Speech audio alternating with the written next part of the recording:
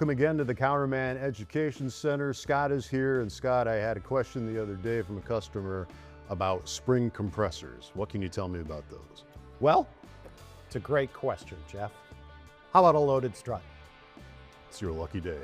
Are you ready for this? I just happen to have it right here. Outstanding. Well, as you know, this is a spring. It's on a loaded strut. Yes. This spring right here has a tremendous amount of energy when compressed. Okay. So it is very important to compress the spring in a manner in which is very controlled, because it is a highly dangerous thing to do.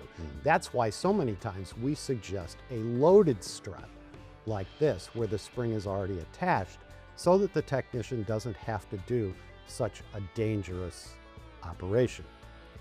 However, when a spring is needed to be compressed, it's imperative that they use the proper spring compressor. Okay. That is put over the coils of the spring and on either side opposite, so that the forces are equal. And then this is turned down, thus compressing the spring.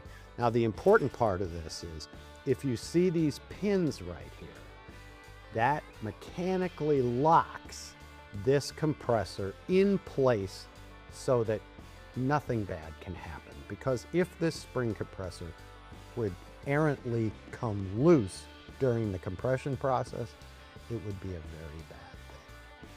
Well, we try to avoid that on the Counterman Education Center. Absolutely. So always gloves and great safety gear whenever using a spring compressor. Safety first. Thank you, Scott. And thank you for watching the Counterman Education Center. We'll see you next time.